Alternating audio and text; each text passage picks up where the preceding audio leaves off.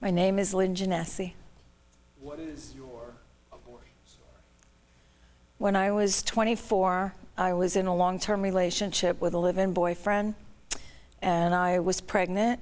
I had just moved to California probably a year or so ago, and my boyfriend and I at the time were building careers, and he did not want the baby, and I kind of went along with that. And so I went to my doctor, and he referred me to Planned Parenthood.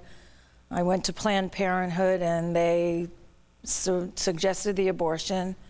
I had the abortion, and at the time I was pretty relieved that this problem went away. My boyfriend said, get rid of it. And that was kind of what we were thinking at the time, that this was something we were not ready to have. And so we went ahead with the abortion. So you were 24. Yes. What were you feeling at that time? At that time, I was honestly feeling relief that this problem was gone. I was far away from family and friends. I didn't have much support here, and it seemed like an easy fix to a big problem at the time.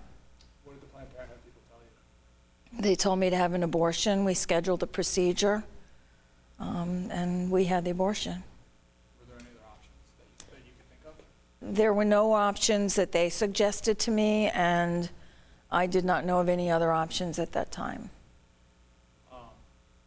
So you said you felt relief. Yes. When did that change?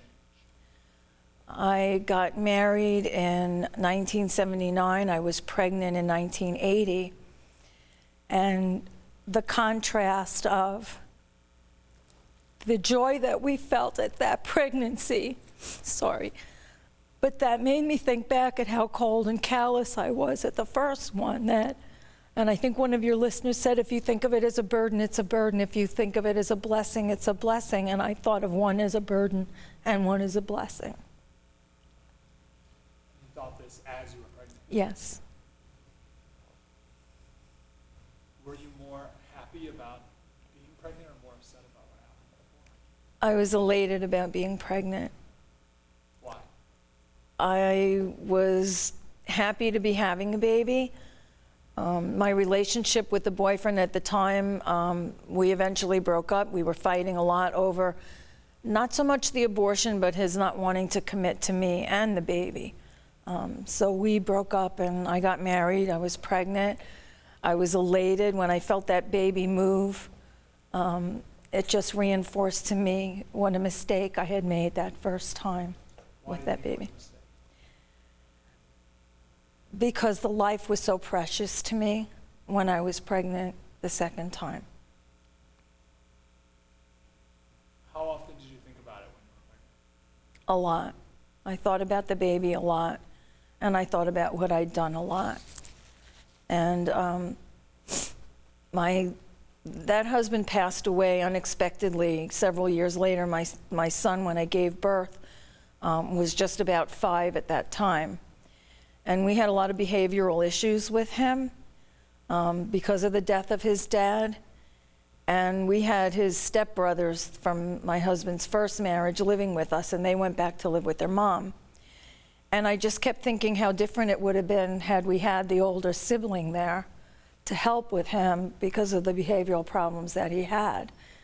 And at that time, I didn't know the Lord. I became a Christian later on. And at that time, I just kept thinking that God was punishing me because I had killed a good baby, and I was being punished with this one. That was just so many problems that we had with him. When did that strike you? When did you think that? I thought that up until the time that I became a Christian, and when I became a Christian, I knew that God had forgiven my sins. But it was still something that, even though God had forgiven me of my sins, I still felt the guilt and the shame of what I had done. And there are people that know me now for almost 30 years, and I have never told anybody about this because of the guilt and the shame. And I know, reading the scriptures, that God said that he knew us in the womb before we were even born, and that he had a plan and purpose for every child. And I felt like I had just ruined God's plan for somebody who would have been fantastic. And during this time, one of the ladies that I worked with worked for Birth Choice. which is the first time that I had heard of an alternative to Planned Parenthood. And I got involved a little bit with them. I was making crocheted blankets and quilted blankets so that they could give them away. But we had a guest speaker at our church one day who was from Planned Parenthood, and she spoke to the women about the ministry and how we could help. And we had selected certain families around Christmas time and adopted that family with presents and stuff. But I talked to one of the ladies afterwards and told her my story. And she had said to me, "You know you're going to see that baby again in heaven." And I said, "Yes." And she said to me, "Did you name that baby?" And I said, "No, I didn't." And so I gave the name to the baby. It would have been Michael David or Dora Michelle. And when I get to heaven, I am looking for that baby to just tell her how much I love them and am sorry for what I did. Really spell that out. That's such a beautiful scene. What would you say to that baby when you see him again? Well, once I could stop crying and beg forgiveness for what I had done and just how much that child meant to me now and how much I would have loved that child, then, it'd just be so special to see that baby again. What do you want Michael David to say to you? I want them to say that they understood that at the time I did what I felt was the right thing to do, although now I would suggest to anybody, don't do it. You think at the time that it's easy to get over, that you've corrected a mistake, but every time you see a baby or when you become pregnant, you will remember what you did, that you stopped beating a heart, that you took a life. And I know, that God forgives your sin, but we still have to live with the consequences. There are people in jail who have done horrible things that have accepted the Lord, but they still are in jail. They have to accept the consequences of what their decisions are. And I live with that every day.